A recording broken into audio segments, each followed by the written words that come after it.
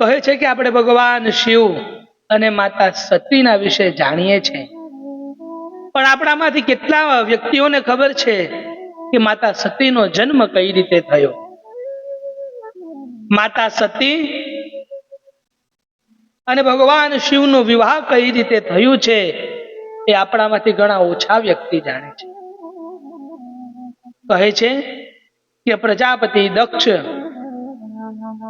જેના ઘરની અંદર કેટલીઓ કન્યા કેટલાઓ પુત્ર હતા, પણ એને કોઈથી પણ સંતોષ ન હતો.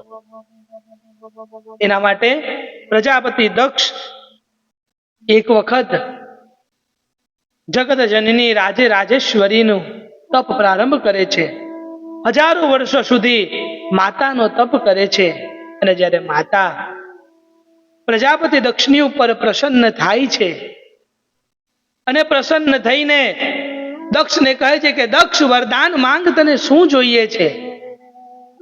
અને પ્રજાપતિ દક્ષ માતાને કહે છે કે માતા, મને મારા ઘરની અંદર એક કન્યાનો જન્મ આપો કે જે સંપૂર્ણ રીતે પરિપૂર્ણ હોય. ત્યારે માતા કહે છે કે દક્ષ, હું તને વરદાન આપું છું કે તારા ઘરની અંદર હું પોતે પુત્રી બનીને આવીશ અને તારા કુળનો ઉદ્ધાર કરીશ. દક્ષ માતાના આપેલા વરદાનથી આનંદમાં આવી જાય છે. થોડાક સમય વ્યતીત થાય છે અને પ્રજાપતિ દક્ષના ઘરની અંદર એક કન્યાનો જન્મ થાય છે, જેનું નામ સતી રાખવામાં આવે છે.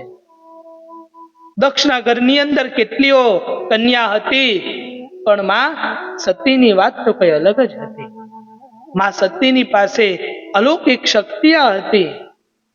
માં સતી પોતાના બાળપણમાં જ કેટલાઓ એવા કાર્ય કરે છે કે જે કાર્ય વિશે સાંભળીને પોતે પ્રજાપતિ દક્ષને પણ લાગે છે કે આ કંઈક અલગ છે.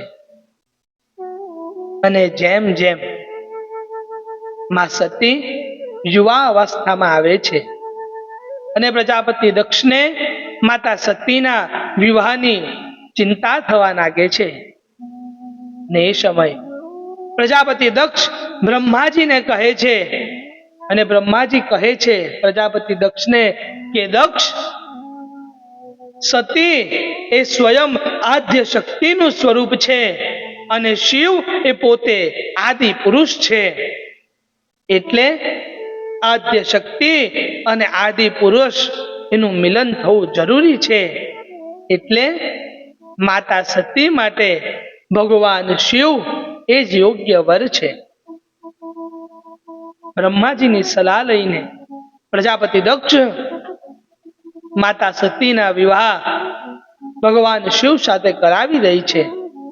પણ પ્રજાપતિ દક્ષને પહેલેથી જ ભગવાન શિવ સાથે બનતું ના હતું.